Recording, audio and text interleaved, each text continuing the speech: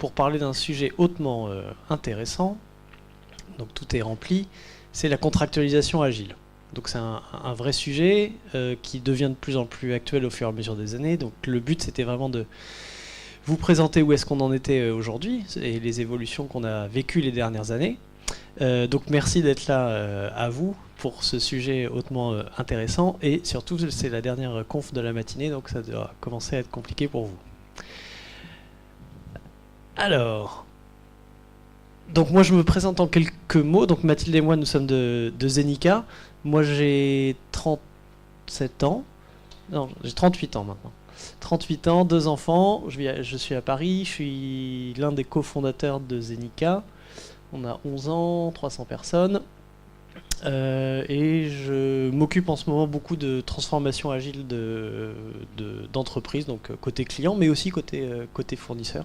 Les fournisseurs se réorganisent, changent leur manière de vendre, leur manière de délivrer, de s'organiser.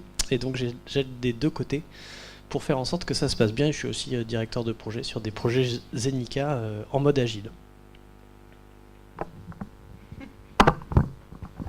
Bonjour, donc Mathilde Gauthier. Moi, je suis un peu plus jeune que Laurent, 36 ans, mais j'ai pas d'enfant. Je suis manageuse agile depuis plus de 5 ans maintenant. Et j'ai eu l'occasion de participer à pas mal de transformations organisationnelles autour de tout ce qui était agilité. Et je me passionne vraiment sur ces sujets-là et l'usage de tout ce qui est jeu, de tout ce qui est management visuel, les boards, les post-it, atelier tapisserie, ce genre de choses-là. Et de travailler beaucoup la communication basée sur la solution plutôt que sur la gestion des problèmes.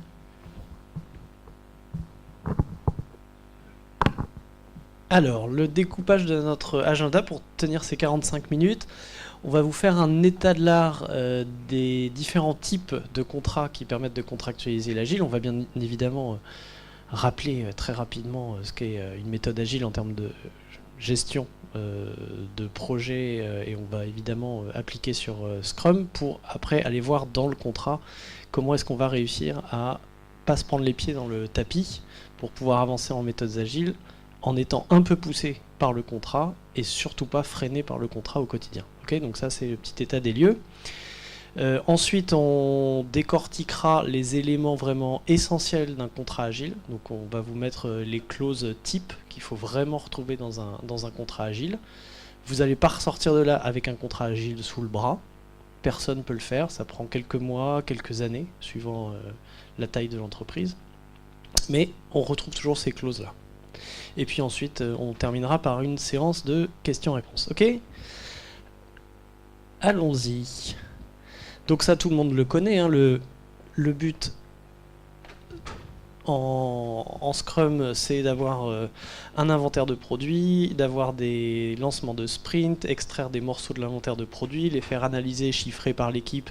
L'équipe s'engage, un engagement fort. À la fin du sprint planning, on se tape dans la main en se disant rendez-vous dans 3 semaines, je t'attends sur tel et tel et tel et tel morceau, tel incrément du logiciel potentiellement livrable. Donc ça va être un moment d'engagement fort. Il faudra trouver le moyen de le rendre juridiquement viable dans le contrat.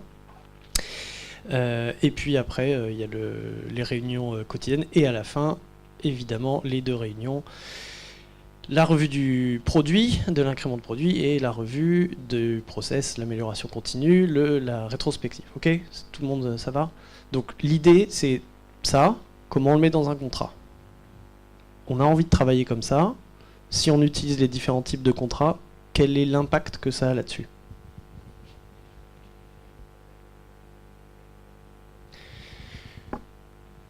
Donc on va retrouver bien évidemment en agile les 4 grandes phases d'un développement de produit: analyse, conception, réalisation, test. Donc ça c'est les des 4 couleurs différentes.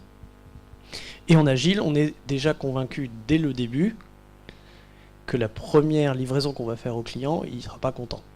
C'est normal puisque en début de projet, on n'a pas encore créé suffisamment de création, de compréhension partagée. Donc on peut dire d'ores et déjà à un client, si vous êtes content à la fin, c'est qu'il y a eu une opération miraculeuse. À la fin, évidemment, on veut que vous soyez content, mais dès le début, il y a de fortes chances que vous ne soyez pas content, et à la limite, c'est normal. Si au bout de 3-4 itérations, on commence pas à s'aligner, là c'est qu'il y a un problème, il faut peut-être s'arrêter. Ok, donc 1, on fait des petits pas, et 2, on imbrique tout ça les uns dans les autres pour gagner le maximum de temps, parce que comme ce qu'on veut c'est rendre le client content, il faut lui montrer des choses. Donc comment raccourcir le cycle, le temps de feedback, évidemment, c'est en faisant des petits pas et en imbriquant. Je fais juste suffisamment d'analyse pour faire juste suffisamment de conception, pour faire juste suffisamment de réalisation, pour aller chercher tout de suite un test, donc un résultat, un feedback de mon utilisateur. Quels sont les différents types de contrats? Là, je passe la parole à Mathilde. Merci. Donc voilà pour le petit résumé agile. Petit tour de contrat. Donc voilà, on va pas rentrer trop dans les détails. Je pense que vous en connaissez suffisamment là-dessus. Donc le premier, voilà, donc avec une petite citation de Wikipédia, le time and material, ou engagement de moyens. Donc c'est des contrats qu'on trouve quand le client demande, voilà, à un projet, donne les moyens et on espère arriver au résultat. On s'en sert souvent quand justement en termes d'estimation on n'est pas très au point. On sait qu'on va aller par là-bas, on ne sait pas trop combien ça va coûter, du coup voilà, on met les moyens pour arriver au résultat. Et on se permet en cours de route d'avoir quelques changements, quelques nouvelles idées, ou de se dire que certaines idées finalement n'étaient pas les bonnes. Et pour tout ça, on met en général un montant maximum à atteindre au niveau du projet et au niveau du résultat. Merci. Donc je pense que tout le monde connaît la fameuse pyramide des 3 contraintes. Donc dans ce type de contraint, celle que l'on fixe, c'est le coût. Voilà, ça laisse pas mal de marge de manœuvre. Globalement, on arrive quand même à figer à peu près la partie temps. Parce que le projet a souvent une date de livraison, une date de fin, une date de péremption, comme on peut dire. Et on ajuste du coup le scope. Pardon ? Le périmètre, le besoin. Pas de souci. Le deuxième que l'on connaît, c'est le fixed price. C'est un contrat qui est plus courant, souvent plébiscité par les lois des pays, qui a pour principe de fixer plutôt un engagement de résultat. C'est-à-dire qu'on s'engage sur un résultat, on ne s'intéresse pas forcément aux moyens que va mettre en œuvre le vendeur. Et de par ce fait, en fait, c'est le fournisseur qui va prendre tous les risques de son côté. C'est bien ça le souci, ce qui fait que du coup, pour tout ce qui va être projet innovant, c'est pas forcément le meilleur des contrats. C'est pas celui qui va faire que le succès soit au rendez-vous. On se rend compte aussi que du coup, le fournisseur a tendance à surchiffrer et on a donc des contrats extrêmement chers. Je vais reprendre pour illustrer la fameuse pyramide. Et là, on se dit, c'est super, j'ai mes 3 variables, elles sont tous fixes. Comment on va faire ? Bonne question. Parce que dans la vraie vie, on se doute bien, les besoins évoluent au fur et à mesure. Et c'est pas forcément ce qu'on avait envie au début qui nous convient finalement à la fin. Donc, qu'est-ce qu'on fait ? On rajoute, pour gérer ce petit côté explosif, la dimension de qualité. Et oui, parce que même si au niveau du périmètre et du besoin, on est capable de faire énormément d'avenants, à tour de bras, dès qu'il y a un petit truc qui change d'un iota, on fait beaucoup d'avenants, malgré tout, c'est pas évident, on peut travailler à perte, et là, forcément, ça tend le résultat, et on ne va pas dans une collaboration saine. Du coup, on ajoute cette 4e dimension qui est la qualité. Et ça se traduit par quoi ? Ça se traduit par la génération de dettes techniques. Voilà. On répond aux besoins, mais pas complètement. On développe très vite. Mais bon, voilà, on ne prend pas le temps de faire les choses suffisamment bien. Et on génère pas mal de dettes techniques. Et après aussi, une des problématiques qui se trouve, c'est qu'on va jouer sur le niveau d'expertise des ressources. Je pense que ça vous est déjà arrivé, au début d'un projet hyper important. Qu'est-ce qu'on sort ? On sort les tueurs. les experts super reconnus, ils arrivent et ils font tout le cadrage. Et après, au fil du temps, c'est plus les experts qui font, c'est les confirmés. Après les confirmés, on met des juniors. Et il se peut qu'à la fin, on mette même des stagiaires. Voilà. Je pense que c'est des choses qui...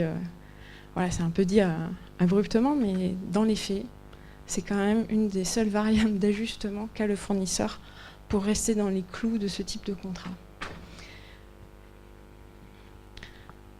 Un des derniers points sur lequel on voulait faire un petit focus, c'est ce fameux return of investment. Dans ce type de contrat-là, on a un superbe effet tunnel. C'est-à-dire que on voit le client au début, on voit le client à la fin. Et c'est tout. Et du coup, on se pose la question mais oui, mais à quel moment, finalement, dans tous ces mois de travail, finalement, est-ce qu'on aurait pu, à quel moment on aurait pu s'arrêter? Parce que finalement, on avait ce qu'on voulait. Et pourquoi est-ce qu'on va jusqu'au bout? Bonne question. L'effet tunnel, c'est pas le meilleur, forcément, pour avoir la satisfaction du client et la satisfaction du fournisseur pour le travail accompli. Donc on va faire un petit résumé. Hop, attention, il y a l'animation. Donc on essaye de vous résumer en fonction des contrats certains points importants. Typiquement, est-ce qu'on est capable de s'arrêter au bon moment et de gagner de l'argent en ne faisant pas des développements ou en ne réalisant pas des besoins qui sont obsolètes ou inutiles ou à très faible plus-value. Dans les contrats à engagement de moyens, ça peut arriver. Mais bon, en général, on va toujours au terme du contrat. Au niveau de l'engagement de résultat, non. Pour le coup, on ne peut pas s'arrêter. C'est comme ça, c'est figé. Après, on va se poser la question est-ce qu'on peut changer mon besoin en cours de route? Est-ce que je peux reprioriser les choses? Pourquoi? Parce que en un an de développement, le marché change, le business change, et il faut que je réajuste ce que j'ai demandé par rapport à la vie commerciale, le business que l'on trouve. Et là encore, on retrouve les mêmes problématiques. Engagement de résultat, c'est figé, on ne peut pas revenir dessus. Au niveau de l'engagement de moyens, là encore, on reste sur de la négociation. Mais bon, on reste plutôt dans notre zone de confort, on a notre besoin écrit, on est bien content avec ça. Tout changer, c'est pas facile. Après, on va regarder la partie pénalité. On constate qu'au niveau des engagements de moyens, c'est le client qui prend le risque. Le fournisseur, lui, il a ses ressources financées, il a son travail préparé, il déroule. Par contre, côté client, il n'aura pas forcément ce qu'il veut au moment où il en a besoin. Par contre, quand on reprend l'autre contrat, là, par contre, tout est basculé de l'autre côté. Donc, on a deux contrats où c'est ou l'un ou l'autre. Forcément, en agile, on préférerait avoir quelque chose de plus équilibré. Après, on va se demander si on est capable de faire un stop sur un projet. Parce que ça arrive. Il y a des fois, des projets s'arrêtent, ils n'ont plus lieu d'être. Il y a une restructuration, il y a un changement de cap, de stratégie. Au niveau de la gestion des moyens, c'est possible, surtout si on a une autre idée à faire à la place. Par contre, sur la partie résultat, là non plus, c'est figé. Après, on va se poser la question au niveau des ressources. Qu'est-ce qui se passe? Au niveau des engagements de moyens, on peut travailler cette force de frappe, cette expertise. On peut changer l'équipe. Par contre, pour l'autre, on sait que c'est une variable d'ajustement. Donc, on ne va pas forcément faire une sélection des meilleures ressources pour le meilleur des travails. On va faire une sélection de ressources par rapport à la qualité qu'on va générer, qui est cette qualité étant la variable d'ajustement. Ça ne va pas forcément dans le bon sens. Et enfin, comment se traduit la collaboration? Au niveau des contrats de moyens, collaboration, tout est payé, on déroule. Voilà. Est-ce que c'est nécessaire? Pas vraiment. Tout du moins, le fournisseur ne va pas aller le chercher. Si on le fait dans l'autre sens, au niveau des contrats de résultats, c'est ce que je vous disais tout à l'heure, c'est avec ces avenants en permanence, où on va devoir forcer une collaboration, des échanges réguliers au niveau du scope pour arriver à tenir le contrat. Donc du coup, si je résume, le premier type de contrat, Les risques sont chez le client. Le deuxième, les risques sont chez le fournisseur. Et ça, en agilité, ça coince. On va chercher à trouver au niveau du contrat quelque chose qui permette d'équilibrer les risques, de partager ces risques-là entre les deux partenaires. Et là, on va parler de collaboration de partenaires et pas juste client-fournisseur. D'ailleurs, j'ai une petite question. Est-ce qu'il y en a qui sont d'ailleurs en contrat type moyen dans la salle? Juste pour voir. L'un ou l'autre? Plutôt moyen? Est-ce qu'il y en a, du coup, tous les autres sont en engagement de résultat? Les trois? Carrément. Trois types. Donc c'est assez compliqué à tout gérer. Mêmes organisations, ce genre de choses-là. C'est pas les mêmes sujets. D'accord. Très bien. Hop. À toi, Laurent. Merci. Donc dans la salle, qui est plutôt client et qui est plutôt fournisseur? Les clients, 4, 5 et fournisseurs. Et les autres sont observateurs. D'accord, merci. Très bien. En fait, c'est un sujet qui intéresse évidemment les deux côtés. Donc c'est bien parce que c'est les seules occasions dans ces conférences publiques que clients et fournisseurs parlent du même sujet tous ensemble en groupe. Parce que sinon, c'est en général très segmenté. Les clients veulent réfléchir à ça de leur côté. Les fournisseurs veulent réfléchir à ça du leur. Et rarement ensemble. Donc c'est vraiment bien de faire ça aujourd'hui. Ok. C'était bon donc pour la presse entre les différents types de contrats. Donc vous avez vu, il y en a un vraiment, donc l'engagement de moyens, donc régie qui va vraiment engagement de résultats, forfait qui va vraiment nous embêter au quotidien quand on va vouloir travailler en agile. Et puis l'autre, la régie, qui certes d'un point de vue contractuel ne nous empêche pas de faire de l'agile, mais si on fait un engagement régie, donc moyen seul, sec, c'est un peu light et ça ne nous pousse pas vraiment à travailler en agile. Donc il y a des clients ou des fournisseurs, ils font un espèce de truc intermédiaire, ils mettent de la régie avec on peut très bien faire de la régie avec un PQS, avec un plan de qualité de service. Ça marche bien. Vous voyez ce que c'est, le plan de qualité de service que vous avez tous dans vos forfaits. On prend un bout du PQS puis on le remet dans les contrats de régie. C'est un moyen intermédiaire de ne pas bloquer, de permettre d'avancer vers l'agilité sans aller directement vers le contrat agile.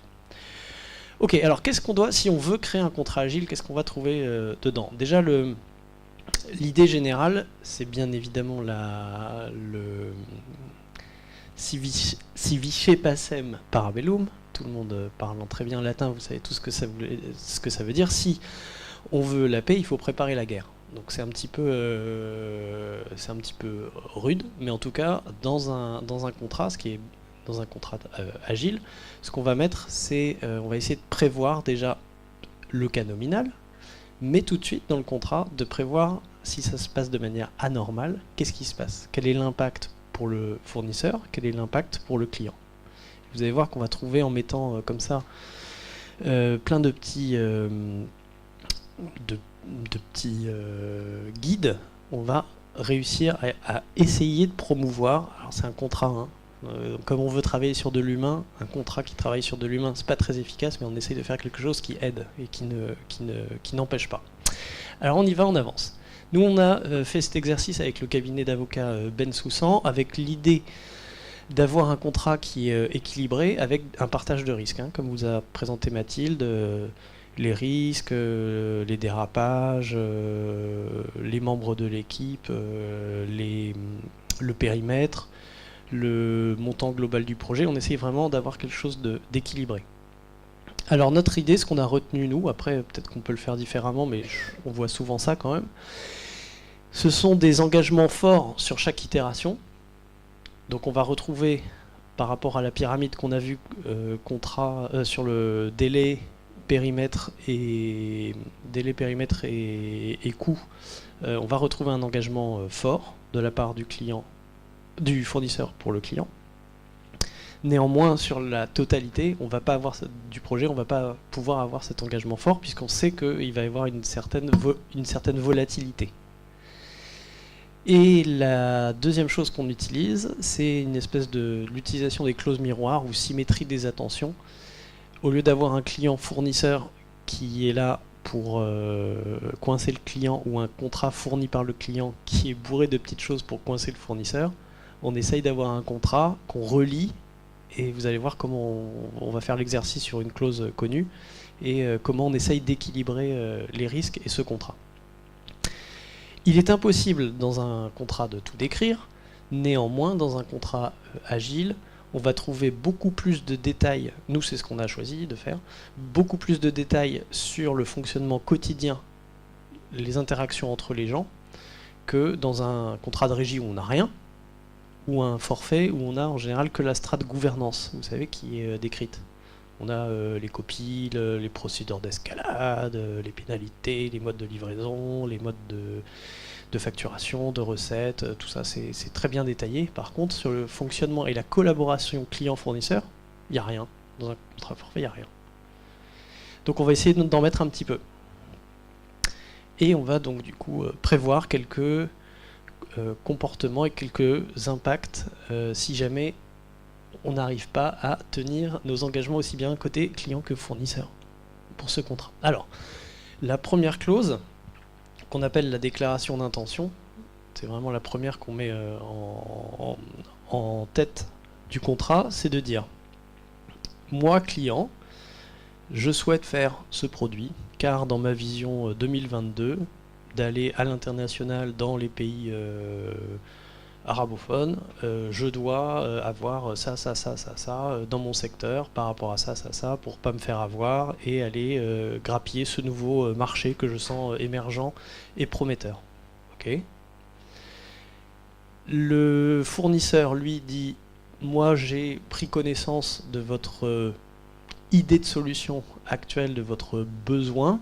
On n'a pas encore travaillé suffisamment ensemble pour que je sois sûr de bien comprendre ce dont vous avez besoin, et vous ne savez pas encore exactement ce dont vous avez besoin. Néanmoins, basé sur ce que j'ai compris aujourd'hui, j'estime qu'il faut tant d'itérations, tant de jours, tant de moyens en kilo-euros. Okay ? C'est vraiment une estimation, c'est pas un engagement. Et on rajoute, les deux parties signent en disant mais on sait que nos hypothèses de départ de toute façon seront amenées à évoluer et que même aujourd'hui on se trompe dans l'estimation du besoin et que le besoin va changer. Donc finalement on ne s'engage pas sur grand chose, hein. On dit juste que le cadre est flou et qu'on va avancer ensemble. Ok, deuxième clause, on va dire ok, comme on sait que ce besoin est flou et va évoluer au fur et à mesure, on se propose de travailler en co-construction, client et fournisseur, et donc d'avancer par petits pas. Donc vous avez la grosse pyramide qui est construite avec les différentes petites pyramides qui représentent les différentes itérations. On va y aller étape par étape, on va se tromper, on va acheter des choses, on va faire des choses en plus qu'on n'avait pas prévues, on va enlever des choses qu'on avait prévu de faire et qu'on ne va pas faire. Bref, voilà, c'est un vrai projet qu'on va dérouler et qu'on va vivre ensemble. Avec l'objectif d'avoir toujours un temps de feedback, de retour le plus court pour vérifier nos hypothèses. Toujours vérifier nos hypothèses puisqu'on est sûr qu'on a des idées mais qu'on va peut-être se tromper. Donc côté fournisseur, le fournisseur s'engage à donner donc là on retrouve le vocabulaire militaire, hein, on retrouve la force de frappe avec une manière garantie par contrat de procéder tous les jours, donc de collaborer. Donc on va s'appuyer sur une méthode qu'on va détailler après. Et côté client, le client s'engage lui à fournir un PO. Alors là, c'est la révolution en général pour les clients. Donc un PO, un responsable produit, un product owner. Une personne, CF annexe 7, boum, en annexe 7, le PO donc, est côté client et ce sera monsieur Dupont jusqu'à ce qu'il soit changé par le client. Donc une personne. Et cette personne doit respecter l'organisation et l'esprit, les pratiques agiles, les méthodes agiles qu'on va retenir. Ok ? Donc on peut même mettre ici que, je crois que c'est le cas, nous on ajoute même qu'on exige que le client forme son PO Et nous, on met à disposition une équipe dans laquelle il y a un Scrum Master certifié. Non pas qu'ils auront été complètement formés et directement opérationnels, mais au moins on parlera le même vocabulaire et on aura été exposé au même savoir de base, les cérémonies, pourquoi on fait ça, ok ?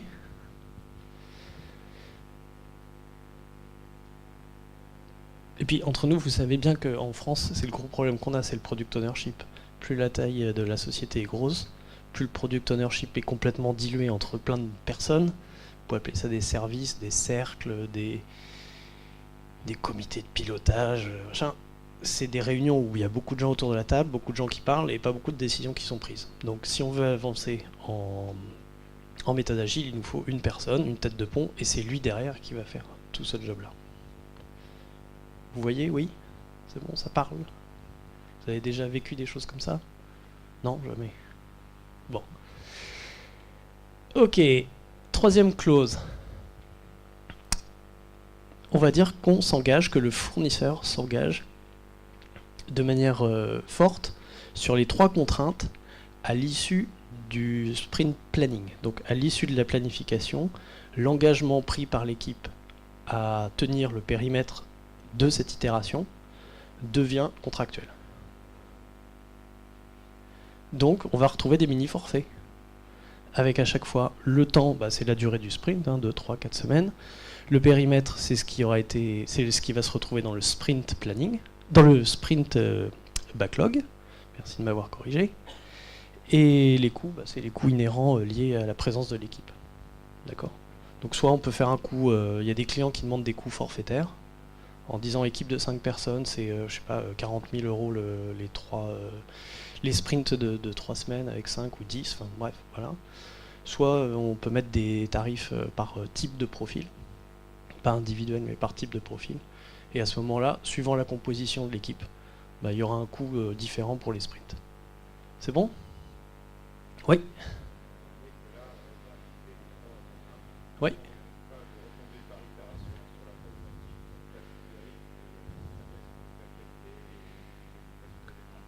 C'est pour ça que les 2 créateurs de Scrum ont dit entre 2 et 4 semaines, parce qu'ils estiment que en dessous de 2 semaines, la méthode n'a pas assez d'avantages par rapport à son poids, et qu'au-dessus de 4 semaines, on est incapable de s'engager sur un périmètre de 4 semaines.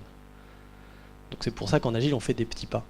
Et donc c'est vraiment la seule chose en plus, c'est l'équipe qui chiffre, alors que dans les cahiers des charges d'habitude sur lesquels on s'engage, un quart d'heure, sur lesquels on s'engage d'habitude, c'est pas l'équipe qui va faire qui chiffre, c'est en général soit quelqu'un qui fait ça pour le fournisseur, soit c'est le commercial, soit c'est le commercial qui passe un coup de rabot, bref.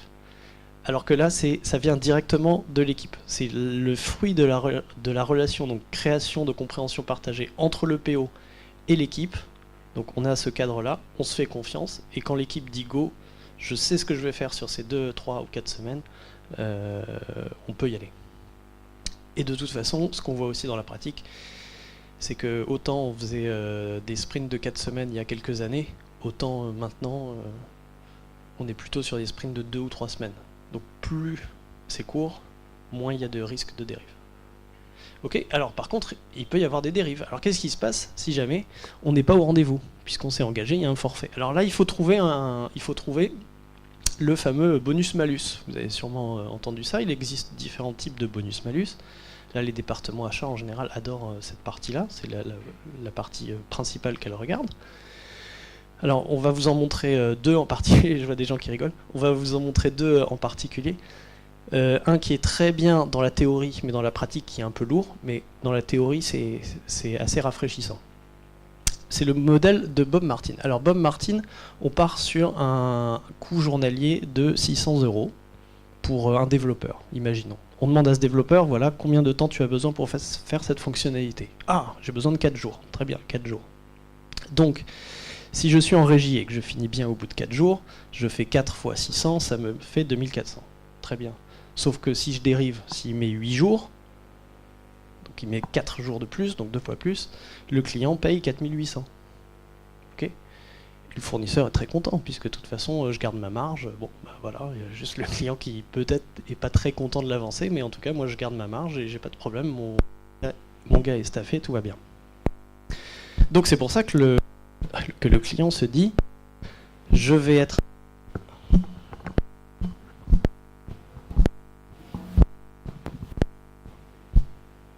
C'est les piles.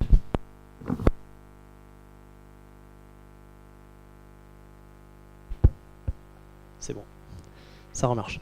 Donc c'est pour ça que le client se dit, je vais pas me faire avoir, je vais signer au forfait avec mon fournisseur. Donc il demande le chiffrage, le fournisseur fait son chiffrage en interne, son équipe de développement lui dit 4 jours. Qu'est-ce que fait le fournisseur au moment où il le vend? Ces 4 jours qui, s'ils étaient prestés en régie, vaudraient 600. Allez! Il fait x2. Bah oui. Parce qu'il sait que le client il va changer d'avis, que le cahier de recettes il n'est pas tout à fait là, qu'il y a du risque. Donc il faut évidemment anticiper le risque. Donc on met le risque et on va plutôt vendre un truc comme ça 3600 pour incorporer une marge de manœuvre. Okay, imaginons qu'on le vende quand même, qu'on soit très fou et qu'on le vende à 2400. Donc ça nous fait prendre de gros risques. Si jamais on finit dans les temps parfaits, 2400 on retombe. Si on finit avant, tant mieux. On dit que waouh, on a fait un bon projet, on a bien eu le client. Voilà. Ok. Donc le client a payé pour 4 jours et il a eu 2 jours. Voilà. Par contre, ce qui arrive très fréquemment, c'est qu'on dérive plutôt vers les 6 ou vers les 8 jours. Et que là, ça devient vraiment très compliqué. À partir de quelques jours de dérapage, on gagne plus d'argent. Et puis après, on en perd. Et là, c'est vraiment très problématique. Le modèle de Bob Martin nous dit, ok, on va faire une pente. On va mettre entre les deux, on va prendre un coefficient de 60%. Ces 600 euros, je les split en deux. 360 euros ici, 240 ici. Si je finis en 4 jours, puisque mon engagement c'était 4 jours, alors je fais 4 jours, 4 fois 360, plus 4 fois 240. Et ça me donne bien la même chose, 2400. Maintenant, si je dérape, si je finis en retard de 2 jours, donc au bout de 6 jours, je vais faire 6 fois 360, plus seulement 4 fois 240. Parce que au moment où le client a dit ok, je mets dans l'itération, je mets en dev, il s'attendait à ce que sa décision c'était de s'engager sur 4 jours et 6 jours. Donc 6 jours, quelqu'un a merdé, donc on essaye d'équilibrer entre les deux. Donc du coup, ça nous fait une pente comme ça entre les deux. Vous avez compris le principe? L'intérêt aussi, c'est que si je finis avant, bah, je fais 2 jours de coûts variables et 4 jours de coûts fixes. Parce que c'est peut-être que la personne a super bien bossé aussi. Donc toujours cette histoire de bonus-malus, symétrie des attentions, on ne peut pas l'avoir que d'un côté. Ok? Et est-ce que vous savez pourquoi c'est 60%?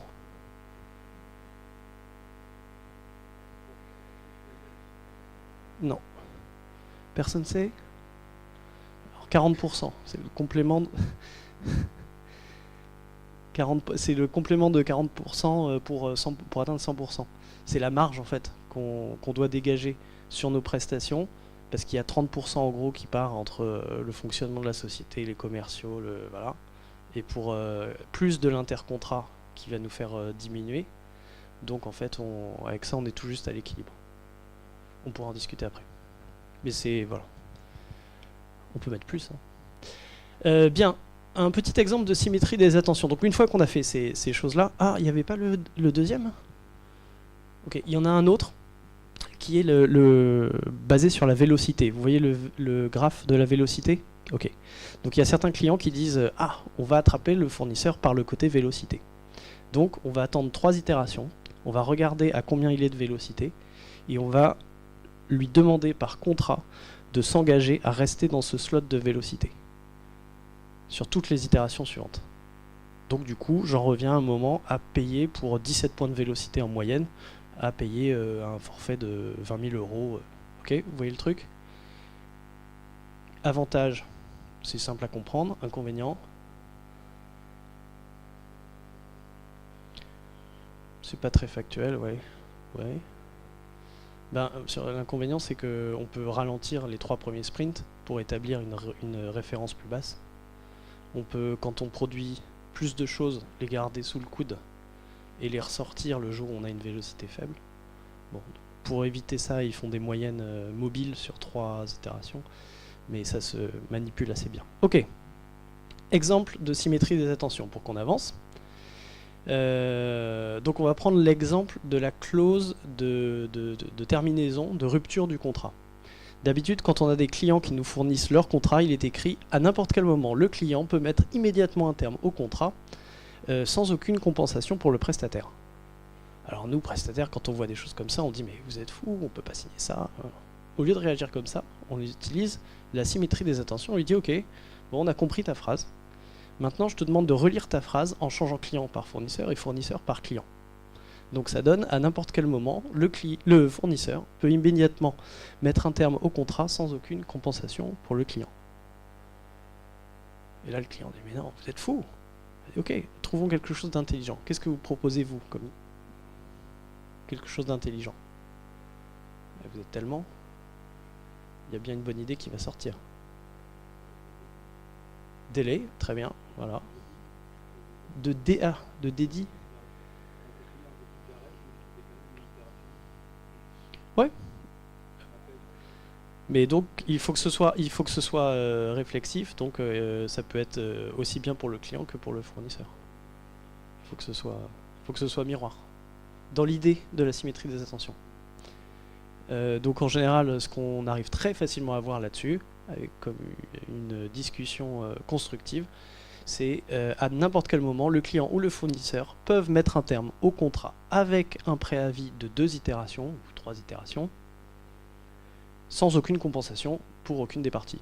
Et là, comme ça, tu as quelque chose de complètement symétrique. Et ça va bien à tout le monde. Et puis de toute façon, il y a la clause de réversibilité derrière, on l'accompagne s'ils veulent le reprendre en interne. Enfin, on fait les choses quand même. Ok. Donc c'est assez pratique de passer les clauses d'un contrat classique à cette symétrie des attentions. Je passe la parole à Mathilde. Ensuite, au niveau du contrat, donc ces clauses, ce genre de choses-là, on va travailler une partie qui, en termes de mise en œuvre opérationnelle, nous intéresse énormément, c'est le PQS.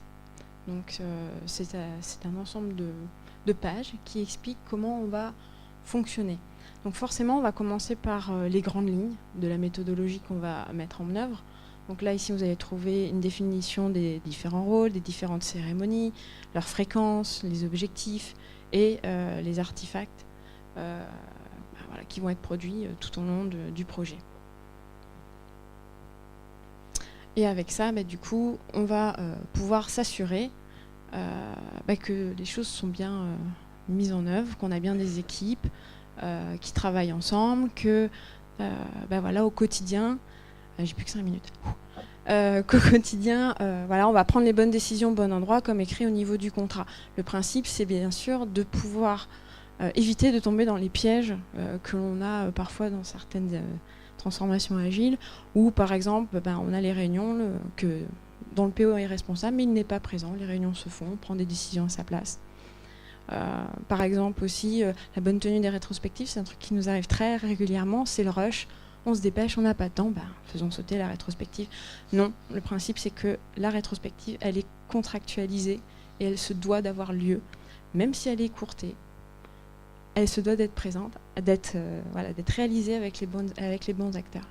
Et voilà, donc il y a tout un ensemble de points comme ça, vraiment ces pièges dans lesquels on tombe, où au niveau du contrat, on les écrit noir sur blanc et on s'engage à les tenir. Rôle et responsabilité, oui, bon, hop. Et après, je vais juste prendre un peu quelques minutes sur ce PQS. C'est vrai qu'au niveau du contrat, voilà, on va écrire ces choses-là noir sur blanc, mais on rentre pas vraiment dans les détails et surtout, on n'a pas la marge de manœuvre d'adapter notre mode opérationnel en fonction du terrain et comment ça va évoluer sur le terrain.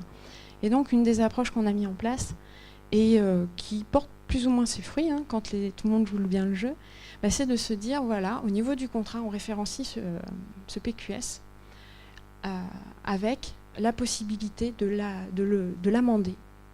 Voilà, c'est-à-dire que le PQS, ça va être un livrable qu'on va traiter en mode agile, c'est-à-dire qu'on va avoir un équivalent plein de check act, C'est-à-dire qu'on va expliquer comment les équipes au quotidien collaborent. Ça va être très verbeux, mais c'est pas grave. L'important, c'est de faire une restitution concrète de comment ça fonctionne sur le terrain et que ce soit écrit par les personnes du terrain. Et pour ça, du coup, on va servir de rétrospectives spécifiques, c'est-à-dire des rétrospectives méthodologiques qui ont pour objectif de maintenir à jour et d'améliorer la collaboration. Et donc, une des actions, c'est la mise à jour de ce livrable et la validation par les personnes identifiées au niveau du contrat. Du coup, ça nous permet vraiment d'ajuster, de changer de méthodologie Scrum, de changer les règles, de changer certains montants, de changer la complexité des stories.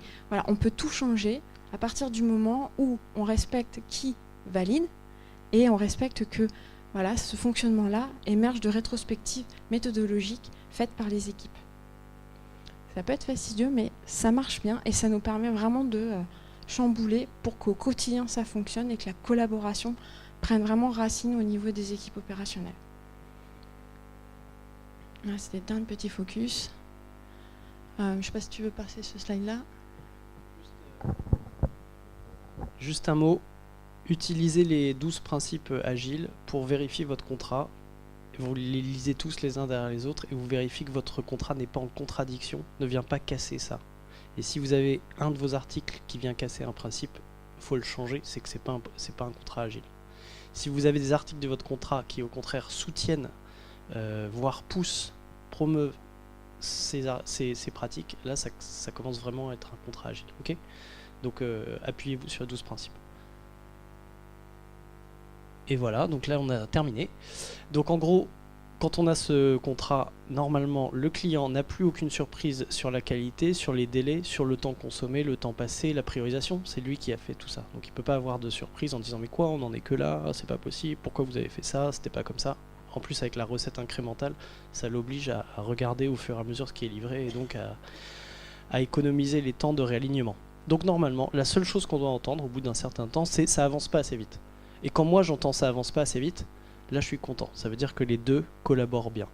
Et après on peut passer sur d'autres éléments, d'autres leviers pour aller plus vite. Mais d'abord il faut que ça collabore bien. Et donc ça va pas assez vite, c'est un très bon marqueur pour dire que ça collabore. Si on entend ce qu'il livre c'est de la là c'est pas un bon marqueur. C'est qu'on a largement avant le ça va pas assez vite. Ok, vous avez l'idée. Alors, donc en conclusion, aujourd'hui, nous, dans nos prestations, on fait la moitié à peu près sans aucun engagement, juste mettre à disposition des experts. L'autre partie où on va s'engager sur une espèce de qualité de service agile.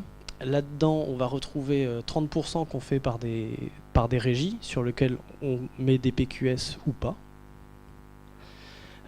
Mais par contre, c'est pas écrit, mais on se met d'accord, voire même on s'échange des documents en marge du contrat, qui font pas partie du contrat.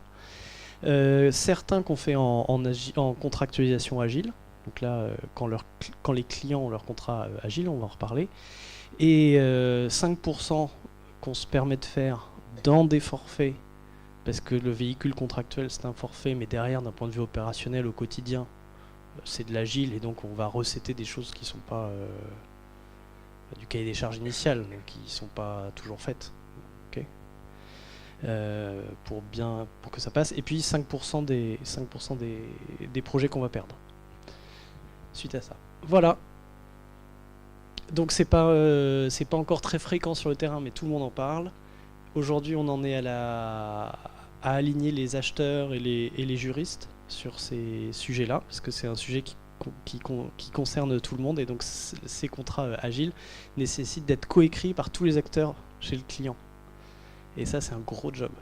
C'est très dur de les faire collaborer sur l'IT, c'est aussi très dur de les faire travailler sur des contrats, c'est normal. Alors qu'un contrat classique, normalement, chacun a sa partie. Et on finira, le mot de la fin, c'est que chaque contrat est unique, et en général, touche même à la culture de l'entreprise. Donc pour certains grands groupes, ça peut prendre beaucoup de temps à sortir, parce que ça touche au RH, à la culture, même le rôle de PO, qui porte le rôle de PO, on n'a pas de fiche PO dans l'organigramme de la DRH, ça va pas. Voilà, donc des questions aussi bêtes que ça.